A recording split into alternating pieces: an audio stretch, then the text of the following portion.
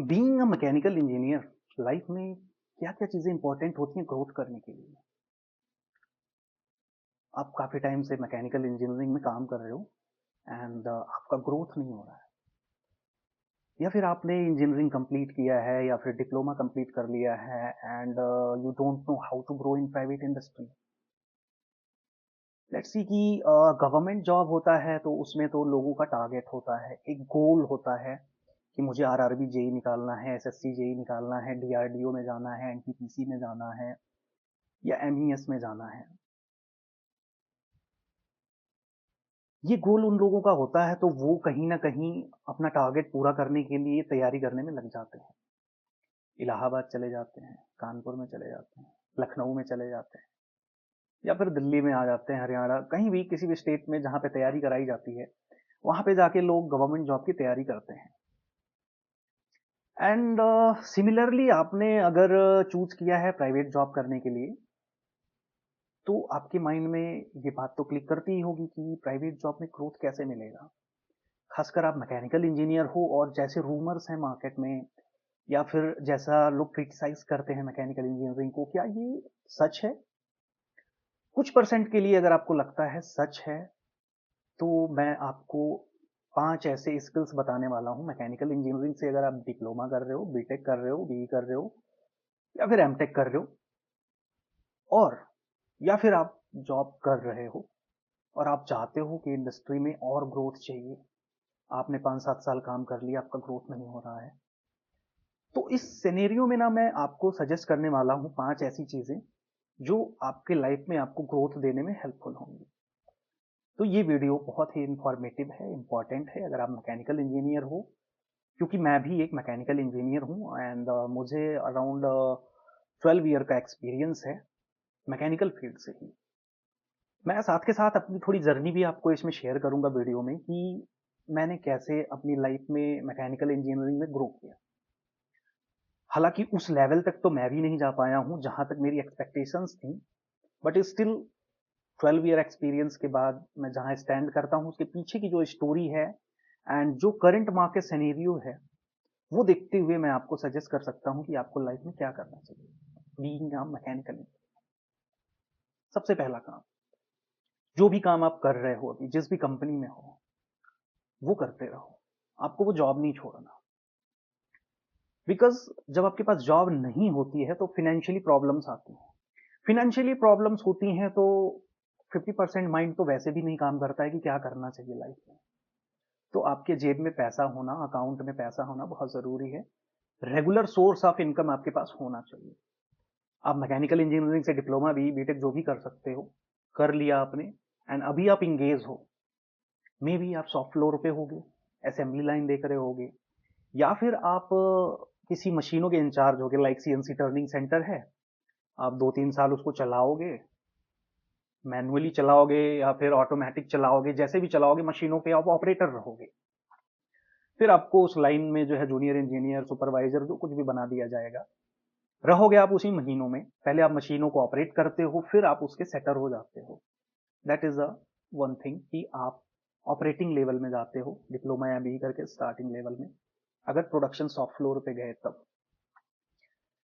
Production की बात अगर हम साइड में करें तो क्या बाकी जगहों पर सेम सिनेरियो है?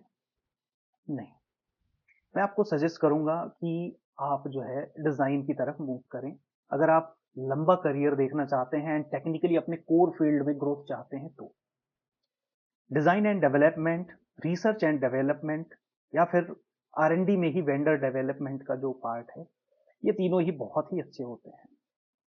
तो अगर आप डिजाइन की तरफ मूव कर जाएंगे तो आने वाले टाइम में बहुत अच्छा आपका करियर ग्रोथ देखने को आपको मिल सकता है। डिजाइन में मल्टीपल सॉफ्टवेयर्स होते हैं and there are so many different type of modules in designing.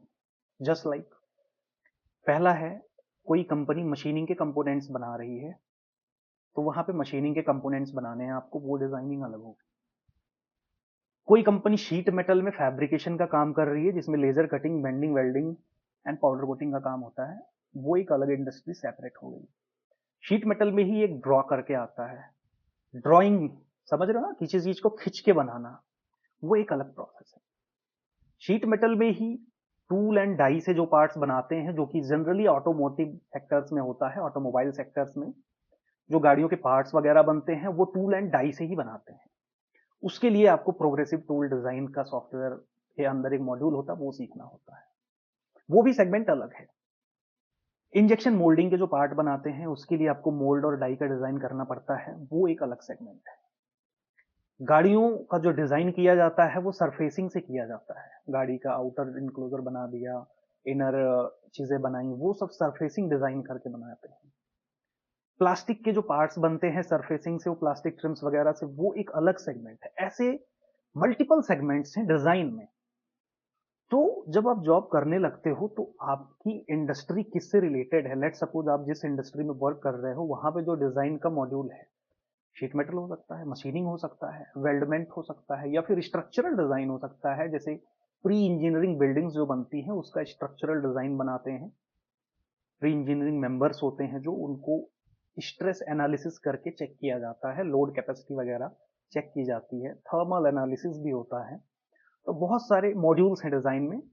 तो आपको करना क्या है कि आप जिस भी इंडस्ट्री में हो और उसी में अगर ग्रोथ चाहते हो तो आप जॉब के साथ साथ कोई सॉफ्टवेयर सीख सकते हो। जस्ट लाइक ऑटो कैड तो आपको आना ही चाहिए, सॉलिड वर्क सीख सकते हो, कैटिया सीख सकते हो, रिविट आता है, इन्वेंटर आता है, यूजी आता है, यूनिक्स ग्राफिक्स आता है, सॉलिड एज आता है। ऐसे मल्टीपल सॉफ्टवेयर्स हैं जिनको आप सीख सकते हो और जिस कंपनी में काम कर रहे हो वहीं पे सर्टिफिकेट लगा के और बता सकते हो कि क्या मुझे डिजाइन में मूव किया जा सकता है, या फिर कहीं अदर अपॉर्चुनिटीज आप ढूंढ सकते हो। कई सारे कैड सेंटर ऐसे भी हैं जो आपका प्लेसमेंट भी करवाते हैं।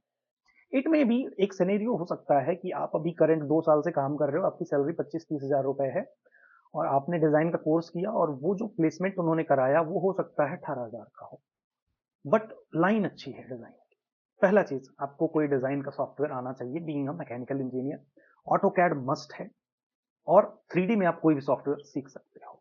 थोड़ा सा मैं पॉज लूंगा क्योंकि मैंने भी अपने चैनल पर मेरा एक प्लेलिस्ट है, ऑटो कैड 2024 फुल ट्यूटोरियल्स इन हिंदी। तो अगर आप ऑटो कैड 2024 सीखना चाहते हो, 2D एंड 3D मैंने वहां पे शेयर किया हुआ है, तो वो आप उस प्लेलिस्ट से फ्री में सीख सकते हो।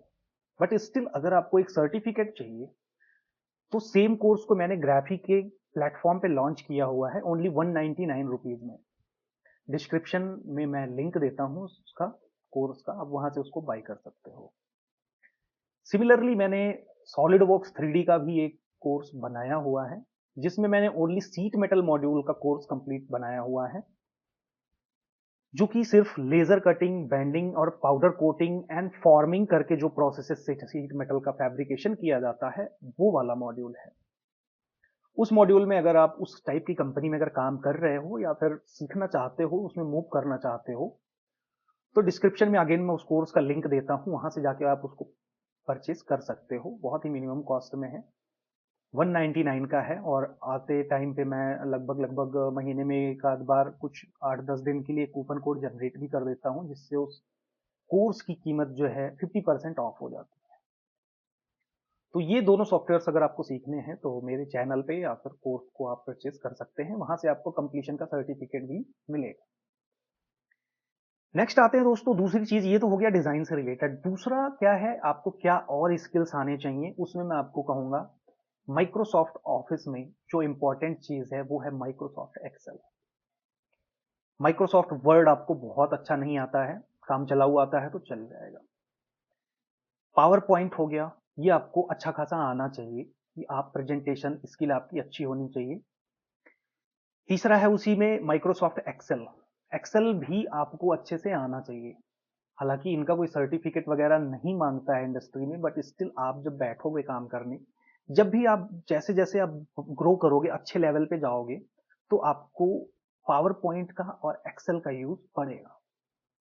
तो माइक्रोसॉफ्ट ऑफिस में आपको माइक्रोसॉफ्ट का पावर पॉइंट और एक्सेल अच्छे से आना चाहिए, जिसमें आप पूरी अपनी कैलकुलेशन करोगे और मैनेजमेंट को रिपोर्ट करोगे, वो आपको एक्सेल आना चाहिए। चौथी चीज है कि आपका जो रिटर्न कम्युनिकेशन है, देखो मैकेनिकल में जाहिर सी बात है कि आप सोचोगे कि वर्बल कम्युनिकेशन में इंग्लिश बहुत ज्यादा फ्लुएंटली नहीं है मेरा, तो क्या कर सकते हैं।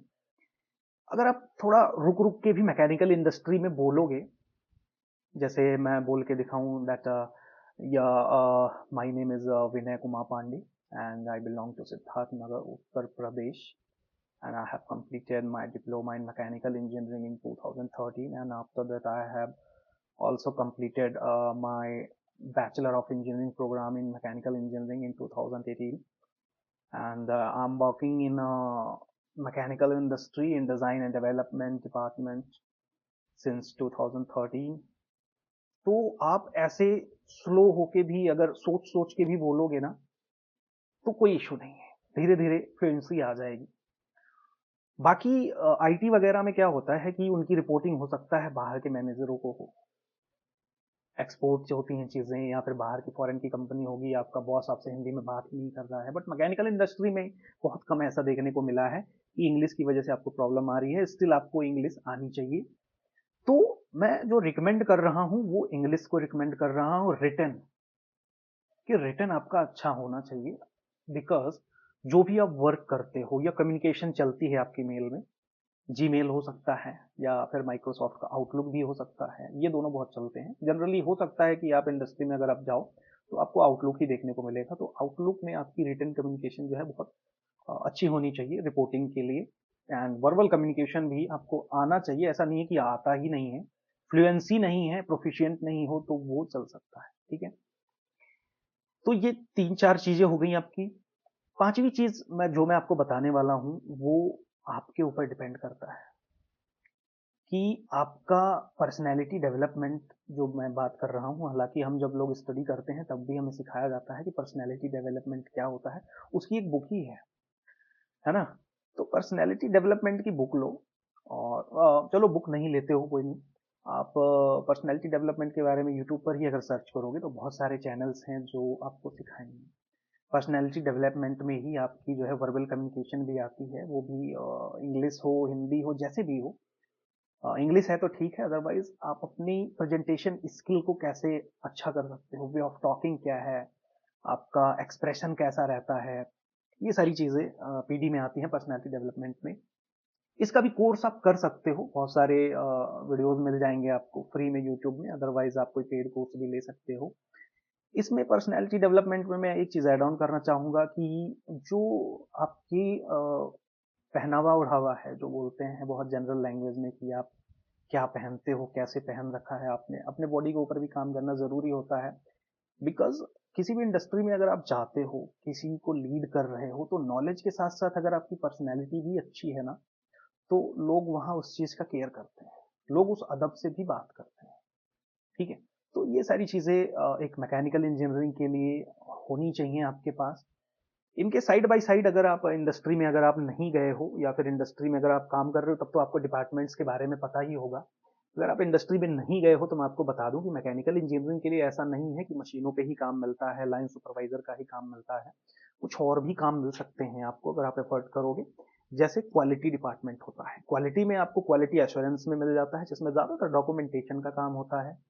क्वालिटी कंट्रोल का काम होता है, जो मशीनों पे वर्किंग होती है, प्रोडक्ट्स तैयार किए जाते हैं, उनकी क्वालिटी की जाती है, उनके डायमेंशन चेक किए जाते हैं। ठीक है, सेकंड क्या है कि इनकमिंग इंस्पेक्शन होता है। जैसे रॉ मटेरियल जो आता है ना, तो रॉ मटेरियल ऐसा नहीं है कि सीट ही हो सकती है, कोई एक शीट है जिसको कट करके आपको काम करना, नहीं। रॉ मटेरियल हमारे लिए वो भी हो गया, मान लो एक तरीके से जो हम किसी वेंडर से ले रहे हैं। जस्ट लाइक कोई अब मशीन बना रहे हो, उसमें बहुत सारे कंपोनेंट्स आप बाहर से खरीद रहे हो, तो वो जब इनकमिंग होगी ना आपकी कंपनी में, तो उसका भी इंस्पेक्शन किया जाता है कि जो प्रॉपर्टीज, जो टेक्निकल स्पेक्स हमने मांगी थी वो उसमें है या नहीं है। तो वो इनकमिंग इंस्पेक्शन करके क्वालिटी रिजेक्ट भी कर सकती है, पास भी कर सकती है। तो क्वालिटी डिपार्टमेंट हो जाता है, जो कि बहुत अच्छा होता है आगे चल के। जैसा मैंने डिजाइन बताया वैसे ही पैरेलली अगर आप क्वालिटी में भी जाते हो तो बहुत अच्छा स्कोप है आपका। फिर आता है परचेज डिपार्टमेंट। परचेज में जो भी मटेरियल कंपनी में जरूरत होती है, रॉ मटेरियल या फिर जो इनकमिंग इंस्पेक्शन के लिए, जैसे मैंने बताया कि वेंडर से डेवलप करवा के चीजें मंगा रहे हैं, वो सारी चीजें परचेज पूरे कंपनी का देखती है। सिमिलरली और किस डिपार्टमेंट में आप जा सकते हो, सेल्स में जा सकते हो, है ना। बट डिपेंड करता है कि आप इंडस्ट्री में जब एंट्री ले रहे हो तो बी बीटेक या डिप्लोमा करके सेल्स में आपकी हायरिंग हो रही है कि नहीं, या फिर आप कंपनी में काम करते करते ही अपना इंटरेस्ट सेल्स में दिखा के और उसमें मूव कर जाते हो, तो सेल्स डिपार्टमेंट भी आपके लिए ठीक ठाक होगा। ऐसे ही स्टोर डिपार्टमेंट होता है। तो अगर आप इंडस्ट्री में काम करोगे तो धीरे धीरे आपको सारी चीजें पता चलेंगी। इसीलिए मैं एक सजेशन दूंगा आपको, जब भी आप पढ़ाई कर रहे हो, अभी डिप्लोमा में हो, बीटेक में हो, जिसमें भी हो, जब भी प्लेसमेंट होता है ना, उस प्लेसमेंट में आप बैठो और कोई कंपनी अगर आपको इंटर्नशिप ऑफर कर रही है उसको आप ग्रैब करो और एटलीस्ट 1 ईयर का इंटर्नशिप आप करो। आपको कंपनी के बारे में, एथिक्स के बारे में, कल्चर कैसा है, जॉब अपॉर्चुनिटीज के बारे में, प्रोडक्ट्स के बारे में, लोगों के बिहेवियर के बारे में, बहुत सारी चीजों के बारे में पता चलता है, जो आपके आने वाले फ्यूचर में डिसीजन मेकिंग पावर डेवलप करती हैं। तो आई होप दोस्तों ये वीडियो आप लोगों को इन्फॉर्मेटिव लगा होगा। इन्फॉर्मेटिव लगा हो दोस्तों तो दोस्तों के साथ अपने शेयर करना मत भूलिएगा। किसी और इन्फॉर्मेटिव टॉपिक पे अगर आप वीडियो बनवाना चाहते हैं तो मुझे कमेंट सेक्शन में जरूर बताइएगा, मैं उस पर वीडियो बिल्कुल बनाऊंगा। तो मिलते हैं किसी और ही ऐसे इन्फॉर्मेटिव वीडियो के साथ। तब तक के लिए अपना बहुत सारा ख्याल रखिएगा। Take care, bye.